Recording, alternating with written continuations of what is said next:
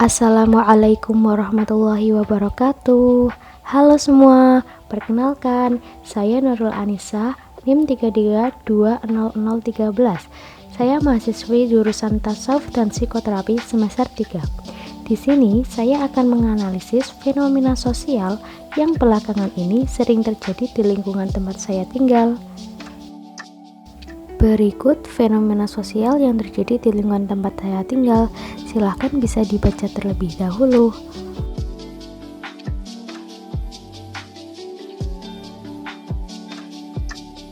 Dari pemaparan atau penjelasan fenomena sosial di atas, jika dianalisis dengan teori sosiologi yang sudah dipelajari, maka didapat analisis sebagai berikut. Yang pertama, adanya interaksi sosial. Dalam interaksi sosial yang ada pada fenomena sosial tersebut adalah hubungan antar individu dengan individu, seperti hubungan produsen kepada distributor atau konsumen. Selain itu, terdapat kontak sosial yang bersifat positif dan negatif. Kontak sosial positif berupa kerjasama antara produsen dengan distributor, di mana pembuat barang diminta distributor untuk menjualkan barangnya. Selain itu, terdapat kontak sosial yang bersifat negatif, berupa konflik yang terjadi karena adanya kasus banding harga atau jual murah barang. Dalam fenomena sosial tersebut, ada pula kontak sosial yang bersifat primer, yaitu terjadi ketika orang yang melakukan kontak langsung bertemu tatap muka antara produsen bertemu dengan distributor dan distributor bertemu langsung dengan konsumen. Analisis yang kedua, adanya pelanggaran norma kesusilaan. Hal ini terjadi ketika ada oknum yang menjual barang dengan harga murah. Hal ini melanggar norma kesusilaan karena orang tersebut sudah mematikan harga pasar dan sama saja tidak mempunyai hati nurani sebagai manusia. Dari fenomena tersebut, sesuai dengan teori siklus dan teori fungsi struktural dari Talcott-Parsons, di mana pada teori siklus dijelaskan bahwa perubahan sosial bersifat berputar melingkar, yang tidak bisa direncanakan dan sesuatu yang berulang-ulang, di mana akan berputar kembali ke tahap awal peralihan ke tahap selanjutnya. Siklus yang terjadi pada fenomena ini pada saat produk tidak lagi digemari oleh masyarakat, karena sudah tidak tren lagi di pasaran, yang kemudian digantikan dengan produk baru dengan model dan motif yang baru juga.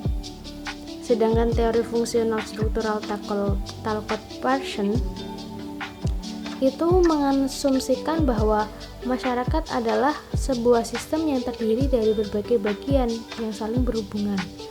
Hal tersebut sesuai dengan proses pembuatan dasar atau baju setelan, di mana antara pemilik usaha industri batik yang membutuhkan bahan baku dari penjual dan membutuhkan tenaga kerja untuk membuat produk, yang kemudian didistributor untuk menjualkan produknya kepada konsumen. Secara simpelnya, keempat orang tersebut mempunyai fungsi yang berbeda-beda, akan tetapi mereka harus bisa bersatu demi mencapai tujuan dan sama-sama saling menguntungkan.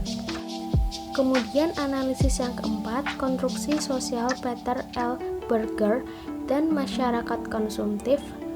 Pada analisis konstruksi sosial terdapat 3 proses. Yang pertama, eksternalisasi, melakukan adaptasi terhadap dunia kulturalnya. Customer menyesuaikan diri dengan perilaku belanja online di tengah pandemi, di mana platform jual beli online memberikan info menarik tentang keunggulan barang dan keuntungan jika belanja online, sehingga banyak orang yang mau belanja online. Kemudian yang kedua, objektivasi, interaksi individu dengan dunia intersubjektif yang terlembagakan dan mengalami proses institusionalisasi. Di sini orang sudah mulai melakukan taktik belanja online, mulai dari dengan membuka HP saja, mereka bisa mencari barang apa yang diperlukan serta menyelesaikan pembayaran dan tunggu barang datang. Yang ketiga, ada proses internalisasi, yaitu menerima realitas yang ada tanpa menyaringnya. Orang sudah melalui proses adaptasi dan interaksi dengan realitas belanja online. Sebagai bukti, banyak orang yang memiliki aplikasi belanja online di HP. sehingga ketika butuh sesuatu tinggal cari, beli, dan bayar. Kemudian analisis terhadap tindakan konsumtif.